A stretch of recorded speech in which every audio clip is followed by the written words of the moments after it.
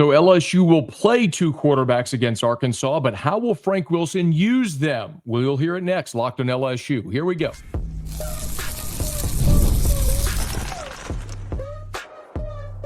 You are Locked On LSU, your daily podcast on the LSU Tigers.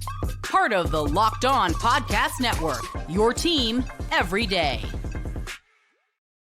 Okay, let's get it. It is Locked On LSU, your team every day. I'm your host, Matt Moscona. Thanks so much for making us your first listen.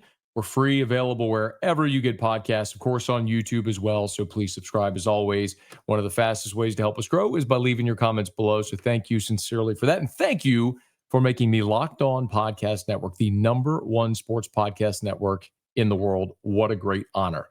Today's show is brought to you by FanDuel. Right now, new customers can bet just $5, and if your bet wins, you'll get $300 in bonus bets to use across the app, so download the app today.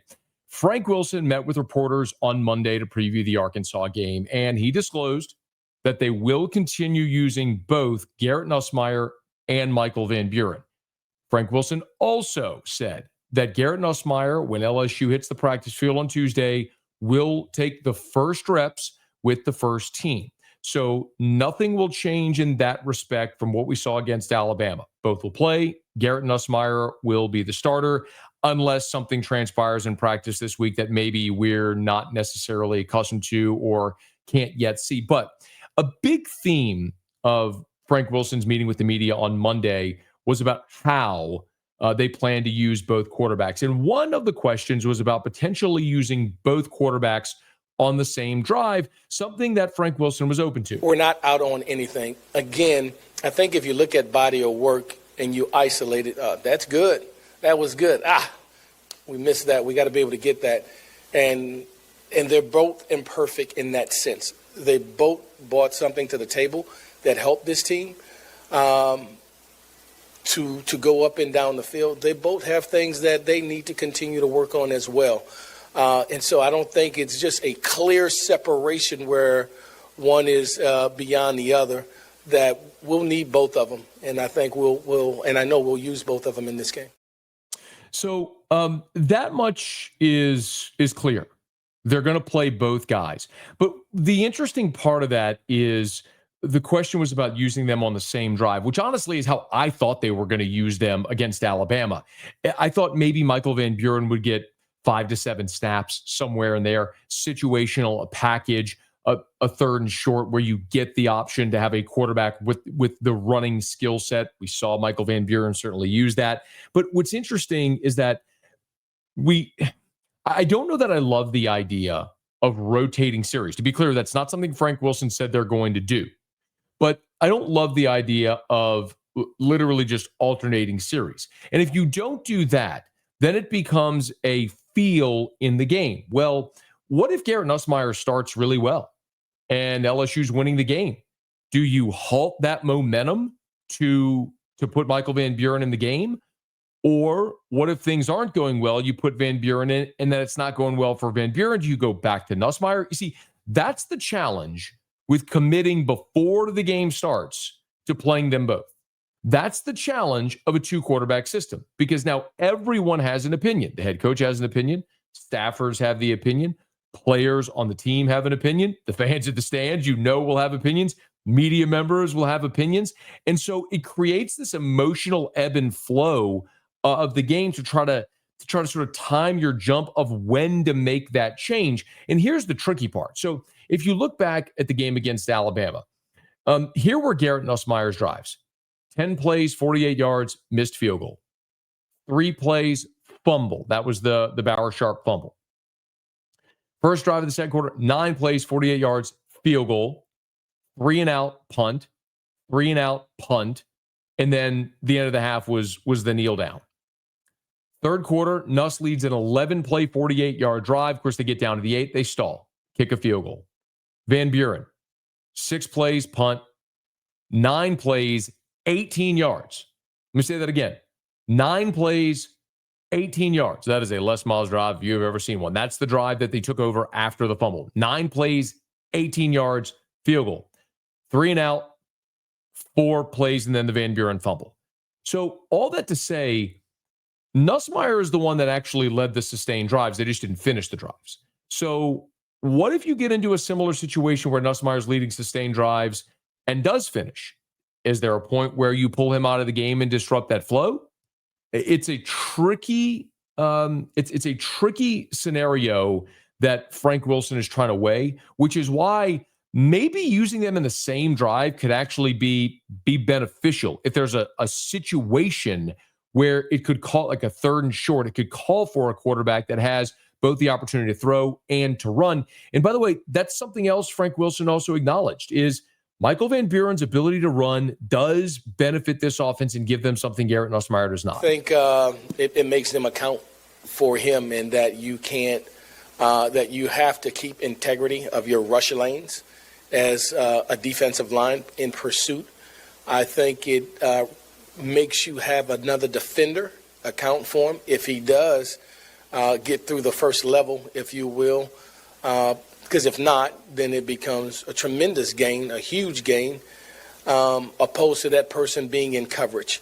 And so I think there's tremendous validity into having a guy that can extend plays with his legs or even have direct quarterback design runs that they have to account for. Now, something that I think is a bit of a misconception is that Michael Van Buren is a running quarterback. He is a pocket quarterback who has the ability to run. Let's not get this twisted, okay? He committed and signed with Mississippi State out of high school to play for Jeff Lebby. Jeff Lebby wants to spread it out and throw it a bunch down the field. For example, last year at Mississippi State, Michael Van Buren started 8 games for the Bulldogs.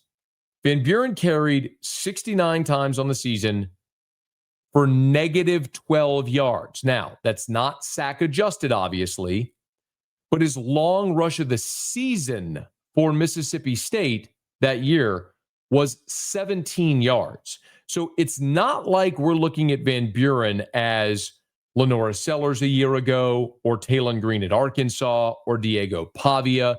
If you look at his rushing totals from a year ago, the most he rushed for in a game was against Georgia for 15 yards. Again, that long was against UMass, where he carried 9 times for 14 yards and a long of 17. Now, he was sacked 27 times in the season.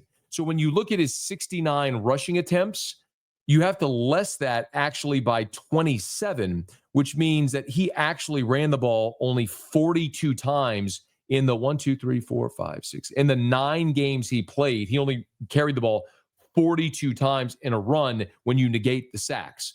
So yes, he has the ability to run, but that's not necessarily a cornerstone of what he does. Now, the other interesting thing that Frank said was about Garrett Nussmeier throwing on the run. Remember, early in the game, they ran a couple of bootlegs where Nussmeier, they just moved the pocket. They rolled him to his right. He had a couple of early completions, and that's something that was new and something that Frank Wilson said they want to keep doing.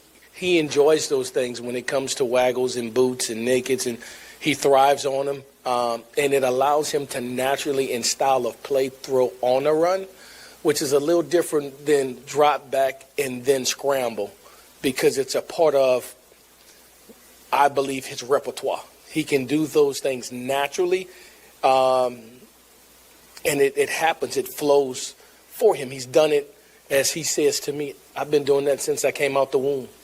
You know, he said that to me, and I said, okay, I like that, right? And so we'll continue to do whatever it is to benefit Garrett, to benefit Mike, to play to their strengths. It is a little stunning, candidly, to hear Frank Wilson recount a conversation with Garrett Nussmeier where he says, I've been doing that since I came out the womb, meaning throwing on the run. And we just haven't seen that much this year at all. Hopefully, when Garrett Nussmeier is in the game, that's something we see more of. Another thing I think we all hope we see more of is Trey'Dez Green getting involved in this offense, something Frank Wilson said they're committed to doing. You'll hear that next. Locked on LSU, your team every day. Today's episode is brought to you by Gametime. College football is back, and I couldn't be more excited. The tailgates, the rivalries, the energy in the stands, there's just nothing like it. But let's be real. Actually getting tickets can feel like more of a battle than the game itself. Endless queues, hidden fees, prices jumping at checkout. That's why I use Gametime, the app that gives the advantage back to the fans. It's the easiest way to score last-minute tickets at the best prices with no surprise fees. What you see is what you pay. I pulled up Gametime, and in just a couple of taps, saw amazing deals. I'm talking about your favorite college football games as low as $25. The app makes it super simple. You can even see the exact view from your seat before buying. So take the guesswork out of buying college football tickets with Gametime. Download the Gametime app, create an account, and use the code LOCKEDONCollege for $20 off your first purchase. Terms apply. Again, that's promo code LOCKEDONCOLLEGE for $20 off. Swipe, tap, ticket, go. Download Gametime today. Well, there was a notable absence on the LSU offensive stat sheet against Alabama on Saturday. Trey'Dez Green did not record a statistic, unfortunately. A guy that has been LSU's most dominant target at times this season was targeted a couple of times, but was shut out, which is absolutely inexcusable. Now, Frank Wilson was asked about Tradez in during his press conference on Monday, and he gave you a veiled look at something that happened on Saturday. I'm going to play this soundbite for you, and then I'm going to go back and explain what he means. So listen carefully. I'm going to play Frank on Monday talking about getting Tradez involved, but then relaying what happened against Alabama, how they can fix it. He was targeted. He was schemed. A couple of times schemed, and we didn't get it to him. A couple of times targeted, and we didn't get the reception. But he is a strength for us that we recognize and that we need. We need Trey to be involved in the game. Unfortunately, he didn't record one because he's a tremendous asset for us, and we'll try to get him going again this week. We'll get him going this week. But we had him figured in the game plans last week as well. Unfortunately, we couldn't get the catches and receptions that we desired. Okay. First of all, we can all agree that Trey'Dez Green is probably your greatest mismatch, right? He's 6'7", 240. He can jump out the gym. Like, nobody can guard him. When you look at Trey'Dez Green's best game this season, South Carolina, 8 catches, 119 yards, and a score. I think we would all argue that South Carolina was LSU's most dominant win this season. I know the final score said 20-10, but remember, Juwan Johnson fumbled going into the end zone. Nuss threw an interception at the goal line. You missed a field goal. Like, that should have been 37-10. Tradez had 8 for 119. Then they go to Vanderbilt. He has 5 for 74 and a score. Against Texas A&M, 6 receptions for 54 yards and a score. He has been your best offensive player your last 3 times out. And then you go to Alabama, new play caller, and he gets shut out. Now, there were a couple of times where they intended to have him involved. You heard Frank say he was targeted and he was schemed. Okay. The targeted was the drop. Okay. That was at the end of the game on LSU's final possession when it was, second to last possession. It was an 8-point game when LSU got the ball and at their own, deep in their own territory, and in a 1-score game, the third down play where they throw the ball to Tradez and he drops it. That's the target. Okay, they targeted him and he dropped it. The schemed that Frank was referring to was at the end of the first half in the 2-minute offense. Now, if you go listen to our previous show, and shout out to our everydayers, you heard me say this. But in the previous episode, we talked about the 2 quarterbacks. We talked about what happened in that drive at the end of the first half. 2:28 to play in the half, and LSU's down 10-3, and they're going to try to go drive the length of the field here. Alabama doesn't have timeouts, and it didn't go LSU's way. They ended up going 3 and out, punting. Bama scored in 3 plays, and now you're going in a half down 17-3. This is what Frank said happened in that 2-minute offense. Give a listen. So with 2:20 and change left, and down by 7, we try to get started to get a 2-minute drill going for our football team. I thought, first down we pick up 2-3 yards. Second down, I thought we had a good call. We didn't convert. Third down, I think we got even a better call. They're exactly where we thought they would be. It's the exact defensive call we anticipated, and we don't convert there. So the 3 plays that he described, first down was the Xavier Thomas run for 2 yards. The second down where he says we got the look we wanted and we didn't convert. That was the play where Garrett Nussmeier dumped the ball off to a check down to Caden Durham that lost 3 yards. And then the third down play that he was talking about where they got the exact look they wanted, an even better look, that was where Nussmeier missed an open Xavier Thomas downfield. But the second down play when he checked down to Caden Durham, that was the play that Frank Wilson's talking about where they schemed Trey'Dez, and Trey'Dez was open. If you get a chance to look at the all-22, that was a play intended to go to Trey'Dez Green. I'm not guessing here. You're going to have to trust me. I know this for a fact. That was a play on that second down that was schemed to Trey'Dez Green. He was open on the all-22, and Nussmeier missed him in the face of the rush. He checked down to Caden Durham, and it lost 3 yards. So there was an intention to get the ball to Trey'Dez Green. It didn't happen. Once because Nussmeier didn't throw it to him. The other when Michael Van Buren threw it to him and he dropped it. Bottom line is that's still not enough. Those 2 targets, there was one more where they tried to push the ball downfield to him. That's not enough. Trey'Dez Green needs 8 to 10 targets in a game. And if you're not targeting him 8 to 10 times, you're doing it wrong. He was on the field more than 40 snaps in that game against Alabama. And if there's one real criticism you want to give to this offense, there was plenty of it. But if you want to give a real criticism to Alex Atkins for the game he called, that's one right there. Because Trey'Dez Green was on the field for 43 snaps, and he had only a few targets in that football game. Trey'Dez Green needs to be targeted more than 3 times in a game. He has got to be targeted 8 to 10 times in a football game to force the ball to a guy that is your biggest mismatch. We'll see if they'll be able to do it this weekend against an Arkansas defense, which is atrocious. There's no polite way to say it.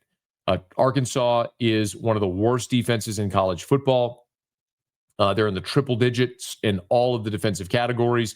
They don't have a defense that's capable of stopping anybody. They sure don't have a defense capable, any player in their defense capable of stopping Trey'Dez Green. That is a team that is 125th in the country in scoring defense at 33.3 points per game. You better push the ball to Trey'Dez Green in this game on Saturday in Tiger Stadium. Now, there's a couple of other things worth mentioning, including a couple of key injury updates to Nic Anderson and Whit Weeks. You'll hear that next. Locked on LSU, your team every day.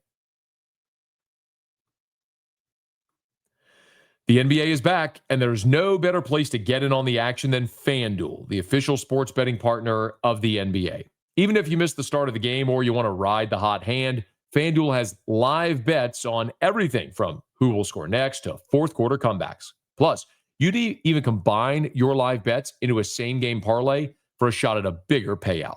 It keeps every game exciting, especially when your team's making that late push. And right now, FanDuel is giving new customers $300 in bonus bets when your first $5 bet wins. So head to FanDuel.com to sign up and play your game with FanDuel, the official sports betting partner of the NBA. We're going to get to these injury updates here in just a quick second. But once again, thank you so much for making Locked On LSU your first listen every day. And thank you for making Locked On the #1 sports podcast network in the world. What a great honor. LSU had a scary moment at the start of the third quarter on Saturday in Tuscaloosa when Nic Anderson went down with a knee injury. And it looked really serious as Anderson went to the locker room, came back out in street clothes and on crutches. But Frank Wilson said, despite what they thought, they actually had better news than they initially anticipated. Positive. We're really worried on the sideline that it could be something long-term. It is not. It does not require procedure. And so we're day by day in a rehabilitation, preventative manner with him to get him along the way. I don't know if he'll be ready this morning. He came in, of course, yesterday, Sunday, and again today. We'll continue to monitor it to see. Probably about Wednesday we'll have a real idea of if he'll be up for this game or the next and moving beyond.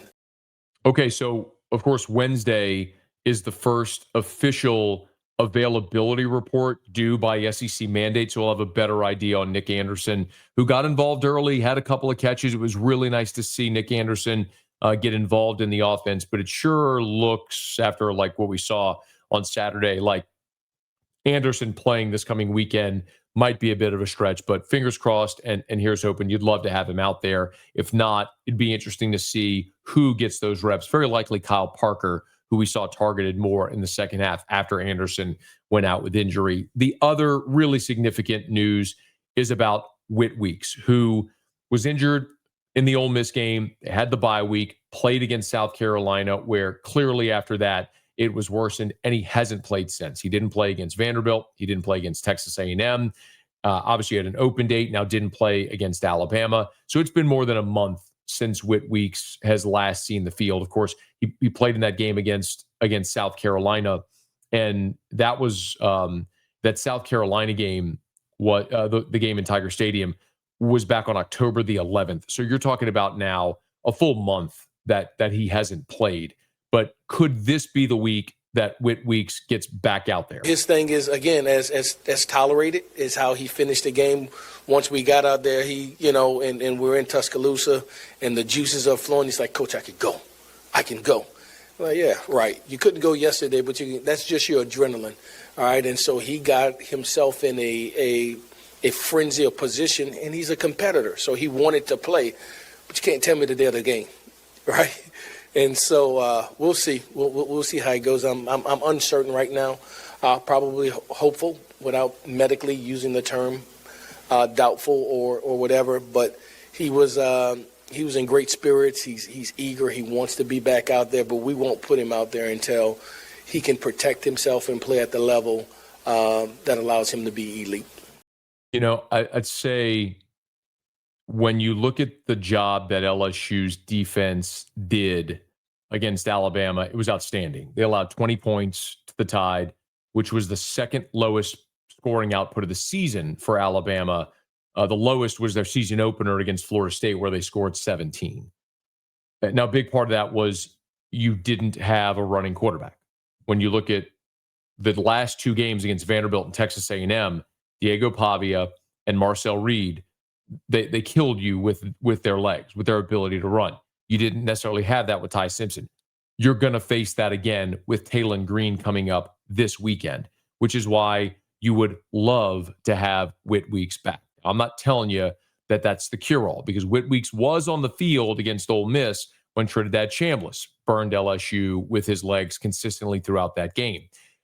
But it would certainly be a major boost for LSU if you had Whit Weeks back this weekend when you take on Trey'Dez Green, who, by the way, I asked Frank Wilson about on Monday, and naturally, and I said about Trey'Dez Green and then why this defense has struggled so much with running quarterbacks. And listen to the praise Frank Wilson had for the Arkansas quarterback. And he may be the best one, and we faced some really good ones in all due respect. But he's 6'6", athletic, and he's a legit 4'4" guy. And it almost at times looks like he's gliding because of his gait, his stride length. He's a good player. They're prolific, in my opinion, the 8th ranked offense in the country. They can score. They've been behind against opponents and rallied back because of his unique skill set to both run and throw the ball. They're averaging 35 points a game. They can rush the ball from the quarterback position by design. They can hand it off as well. And they have some receivers that can make plays for them. And so they're certainly formidable from that aspect, which makes them extremely dangerous. You watch them against Ole Miss, you watch against Mississippi State, on and on and on. They're in games where they could easily have 2 or 3 more wins that they did not. And they always play us tough, always have. And so we're expecting to get their very best. We'll have to score touchdowns in this game. That'll have to happen. That's a non-negotiable because they can score. I think he's a very talented player. Remember, Trey'Dez Green was injured at the end of the Mississippi State game, their last time out. So 2 Saturdays ago, banged his head on the turf. He's expected to be able to play in this game against LSU. But remember, Trey'Dez Green on the season is averaging 6 yards a carry. Averaging 6 yards a carry. By the way, that is not sack adjusted. So that's including his sack yardage. And he's been sacked 20 times. So he's got 107 rushing attempts with the 20 sacks baked in. So really, you're talking about 87 rushing attempts for Trey'Dez Green. He ran for 151 against Arkansas State, 115 on the road at Ole Miss. He ran for 81 yards, 8 a carry against Notre Dame. He ran for 85 yards against Texas A&M. This is a guy that is, like Frank Wilson said, a prolific runner, 6'6", and he can fly. And this is an LSU team that has struggled to defend running quarterbacks.